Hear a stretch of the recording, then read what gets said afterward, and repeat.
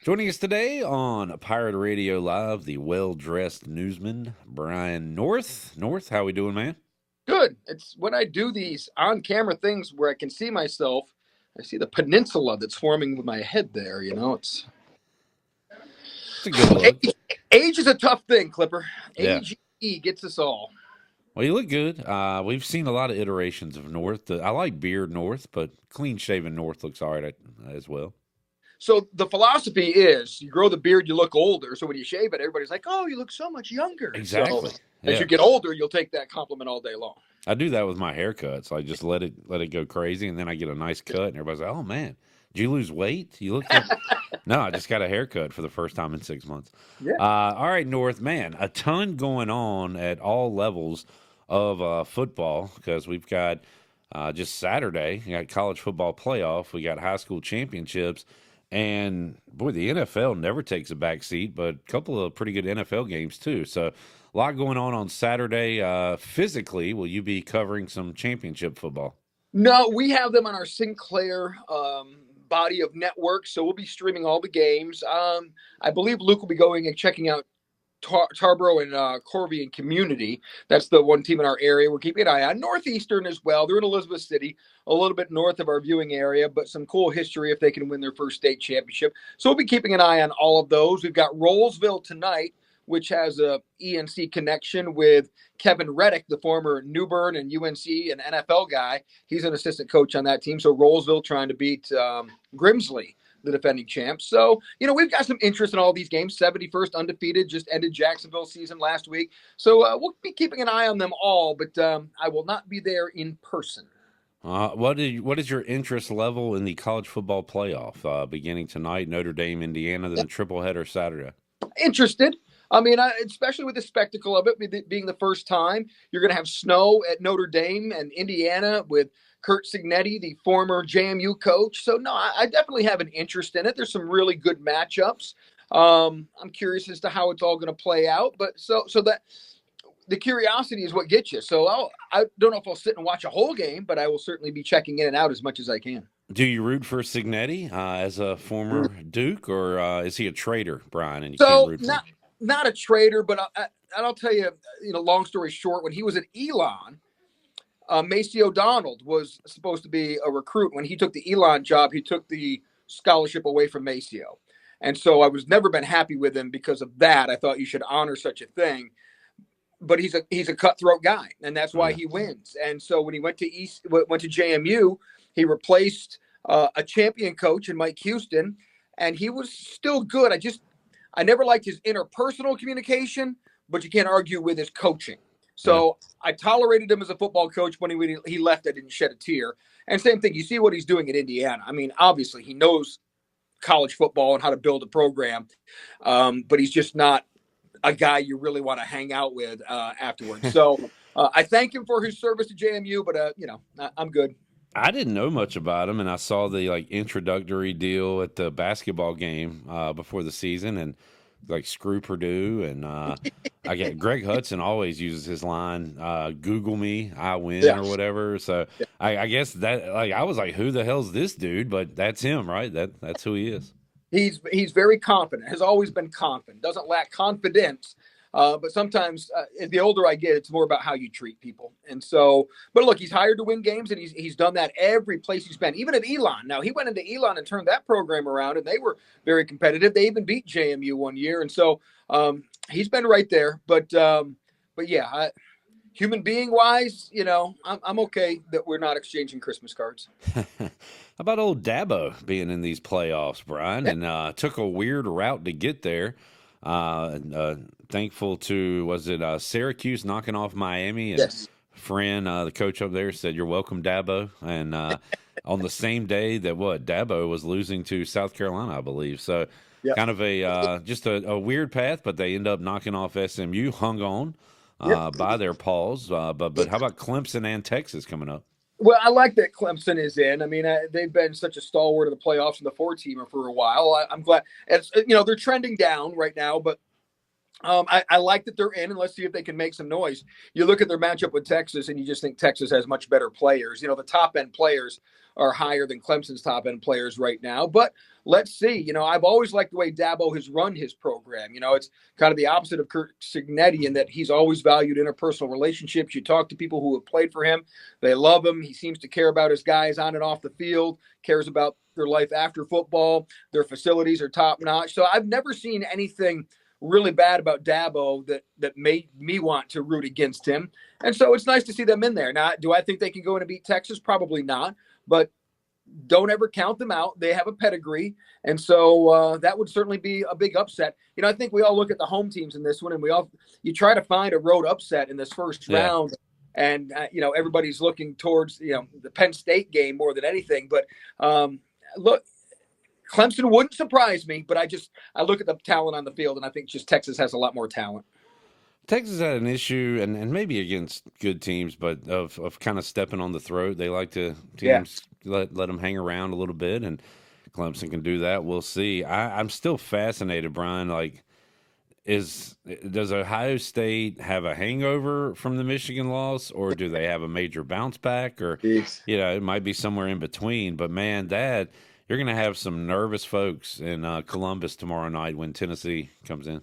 Well, Ryan Day's the one nervous. A lot of people probably want him out of there. And so I think everybody kind of feels like he's going to lose. But what is his record against teams not named Michigan? It's a ridiculously good record. And what he's done, he just hasn't beat the one team that matters on their schedule for most Buckeye fans. And I'm curious to see how they bounce back. But they are at home, and that helps. But it kind of feels like the Hollywood script says that they're going to lose, and then he's going to be out, and Mike Vrabel will end up getting the job. But, they got to play the games now. That's the thing, is you got to play them. But I'm always fascinated with this one-game thing. Like with ECU when they were looking at Blake Harrell. Well, if he hadn't come back against North Texas, we wouldn't have hired him. Well, that was 1/2. I mean, how can you sit there and say that one game, one result, 1/2 would make the difference of whether you want this person to lead your program or not for the future? So if you don't want Ryan Day, get rid of him. If you do, doesn't matter what happens, you should keep him. So I think it's kind of silly to judge all this stuff on one game, but the Hollywood script feels like if he loses, he's out.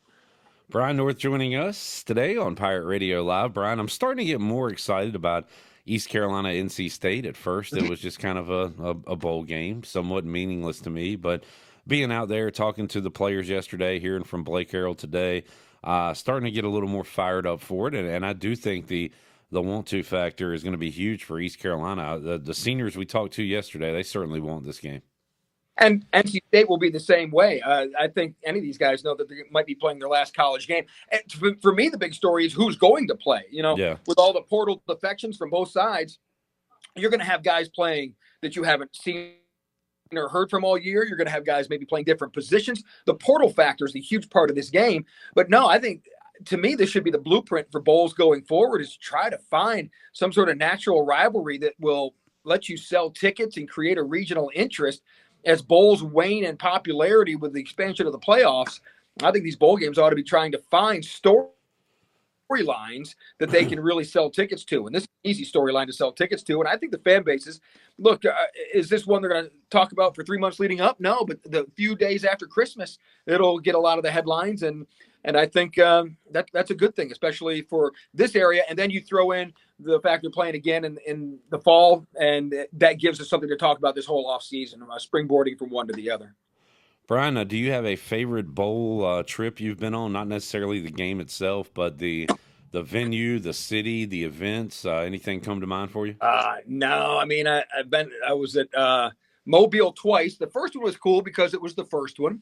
I was at the GalleryFurniture.com Bowl in Houston. That was cool because it was in the Astrodome, and I always wanted to be in the Astrodome with all its history. Yeah. So I got a little piece of the turf from that. So that was cool, and that's when David Garrard and the Pirates beat Texas Tech, and there was a lot of ties in that game. Certainly the second Mobile game, which was the highest scoring bowl game in history between Marshall and ECU lost that game. But it certainly was a crazy, wild game, 64-61.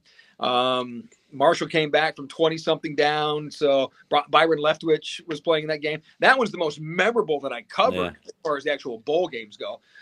Even the Military Bowl in 2010, I got to go to RFK Stadium, which I'd never been in before. I got to walk through the dugout where the Senators used to play and got to walk out in the field. Now, everything else was kind of crappy from the ECU side, the result, the weather and all that. But being able to experience that was kind of fun. Not my favorite bowl to cover overall, but it was fun. And then the Liberty Bowl in Memphis probably was the best outside experience of getting to go to Graceland, getting to go to the Peabody with the ducks in the fountain, getting to go to the Lorraine Motel where Martin Luther King was assassinated, but they turned that into one of the best civil rights museums I've ever seen and gone into. So all that stuff was really powerful. The game itself wasn't very good, but it was cool to be in the Liberty Bowl with its history. But all of them have their own unique kind of sense to them. But yeah. Were you here? Did you go in 08, 09? You weren't here in the 90s Liberty Bowls, were you? Correct. Yeah. They're the first Conference USA championship, and then Derek Bain went the second time. Yeah. Because I do remember those as a kid. Got waxed one year, right, by Illinois? Yeah, lost the first year, then came Stanford. Back. Stanford and Tyrone Willingham from Jacksonville beat them the second year. Yep. Yeah. She's an elderly man now, but what happened to Tyrone Willingham? Let's see. He was good at Stanford, and then he went to Notre Dame. Remember Notre Dame? Yeah. Yeah. They ran him out pretty quick, and gosh, I thought he went somewhere else, and then he just kind of faded off. And he was around for a while. Man, he's 70 years old. Yes. We're all old, Brian. Just had his birthday or is about to have a birthday, but no, he did. So now I know why I haven't. He has, after Notre Dame, he went to Washington. Hasn't coached at any level since 2008. He got out of it. So that was his last coaching gig, and whether he had enough money or just had enough of it. His parents were educators. They actually have a park named after them in Jacksonville, not him. Yeah, and he went to Michigan State. He graduated at a time when it was still segregated a lot in the South. So he wasn't getting any scholarship opportunities to play college football. So he went to Michigan State and played and turned that into a little playing career and then coaching career after that. But took him a while to get up there. And great guy. If you've ever met him, super nice guy. Brian, what is on your girls' Christmas list? What are the big items this year? Bunch of crap I've never heard of before. LOL dolls, something like that. Anything princess stuff. Yeah. Remember Disney's those days. Disney's going to be the big thing. We got that's going to be their big Christmas reveal. I hope they don't listen to the radio. Oh, wow. Yeah, big Disney trips coming. So do they still do like the bracelets or anything, or like a big? Oh man. Yes, that's how we're supposed to unveil it, I guess, according to my wife. So that's going to be huge. You're going to be a great dad for 5 minutes. Correct. 5 minutes, and then I'm going to have to go get plasma every other day for. Brian will be back with the Chippendales for their winter tour to make up some money. Yeah. North, thanks for joining us for another year, man. Always enjoy our Friday chats. We'll keep it rolling in 2025, but we'll talk to you. When are you going to the D word? Oh, it won't be till the end of January. Okay. February, somewhere in there. So we got some time to collect cans on the side of the road and do all that stuff. Try to find a way. We'll catch up with you in early January, but I hope you and your family have a great Christmas, man. And once again, thank you for joining us. Thank you, Clipper, and I hope you and your family have a great time. And I hope everybody out there has some good laughs and some good family times and enjoys all the football family and fun here. And it's been a pleasure joining you guys.